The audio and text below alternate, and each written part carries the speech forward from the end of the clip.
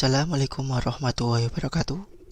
Perkenalkan, saya Ahmad Rehan Nabil dari kelas C, Fakultas Ilmu Administrasi, jurusan Administrasi Publik, Universitas Brawijaya. Pada kesempatan kali ini, saya akan mengimplementasikan kuliah daring pada mata kuliah Pancasila.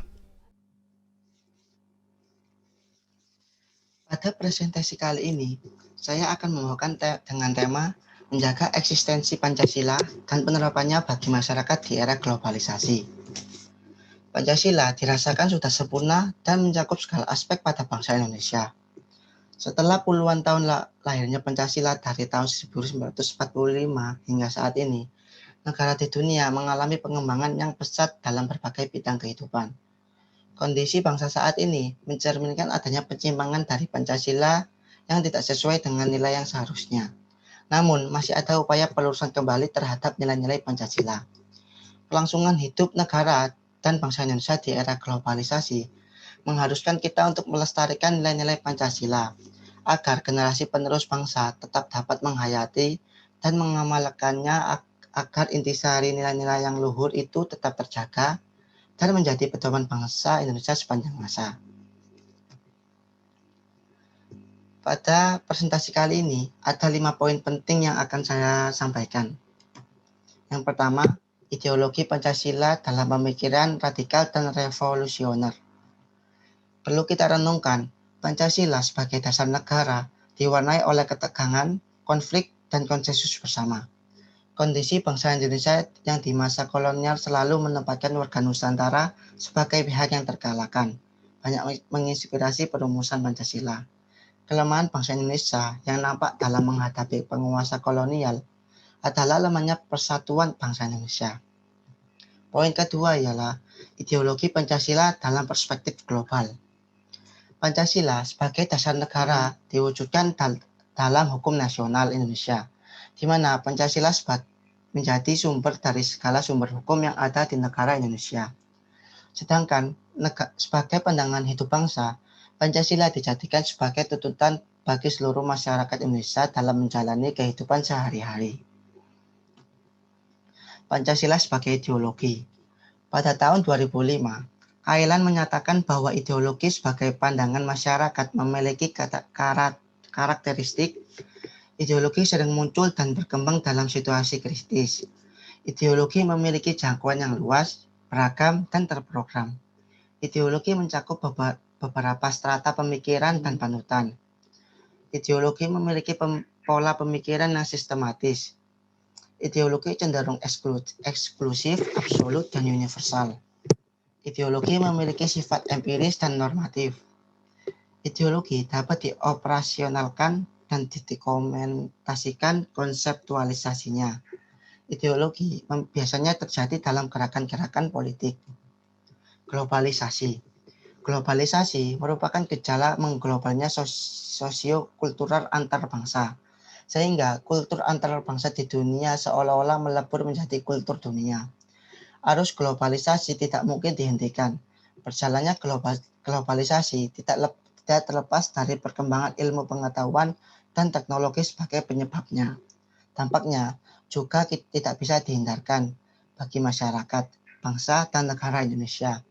Globalisasi memiliki dampak positif dan negatif. Dampak positif globalisasi. Semangat kompetitif, kemudahan dan kenyamanan hidup, sikap toleransi dan solidaritas kemanusiaan, kesadaran dalam kebersamaan, menumbuhkan sikap terbuka. Globalisasi memberi tawaran baru, terbukanya mobilitas sosial kemajuan. Sedangkan untuk dampak negatif globalisasi ialah pergeseran nilai budaya, pertentangan nilai budaya, perubahan gaya hidup, dan berkurangnya kedaulatan negara. Poin 3 ialah nilai-nilai yang terkandung dalam Pancasila.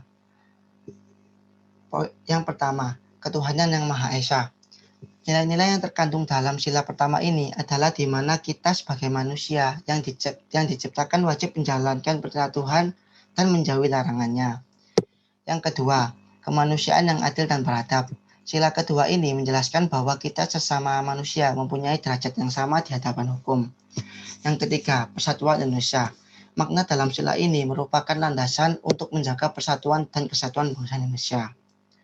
Yang keempat, kerakyatan yang dipimpin oleh hikmat kebijaksanaan dalam permusyawaratan perwakilan.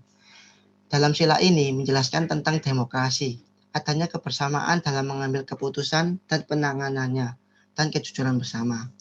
Yang kelima, keadilan sosial bagi seluruh rakyat Indonesia. Makna dalam sila ini adalah adanya kemakmuran yang merata bagi seluruh rakyat. Seluruh kekayaan dan sebagainya dipergunakan untuk kebahagiaan bersama dan melindungi yang lemah. Poin keempat ialah kondisi masyarakat Indonesia dalam menerapkan nilai-nilai Pancasila. Kondisi bangsa Indonesia saat ini dapat dikaji dan diidentifikasi dengan melihat perilaku dan kepribadian masyarakat Indonesia, tercermin pada tingkah laku masyarakat Indonesia sehari-hari. Perilaku masyarakat Indonesia saat ini yang tidak sesuai dengan nilai-nilai Pancasila yaitu 1. Penyimpangan sila pertama. Saat ini kita menjumpai generasi muda yang tidak bertakwa kepada Tuhan Yang Maha Esa. 2. Penyimpangan sila kedua.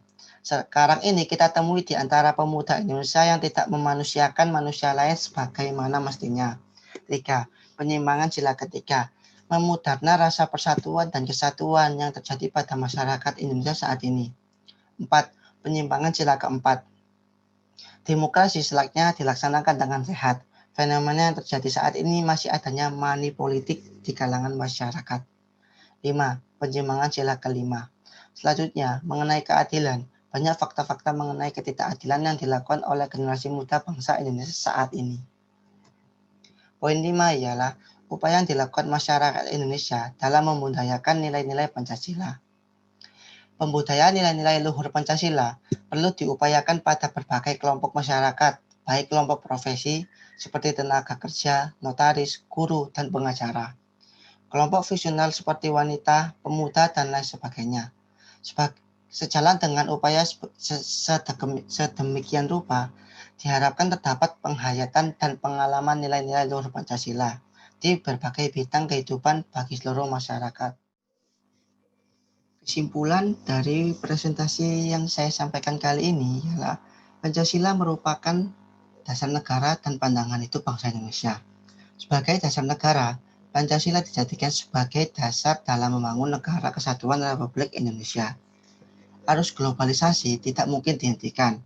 Berjalannya globalisasi tidak terlepas dari perkembangan ilmu pengetahuan dan teknologi sebagai penyebabnya.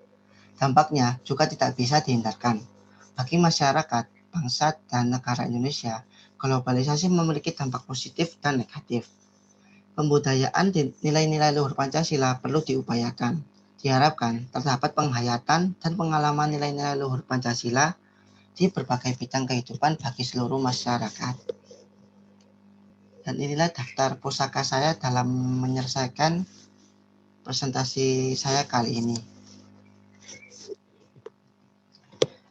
Apabila ada pertanyaan yang lain, bisa hubungi saya melalui email yang ada di gambar ini.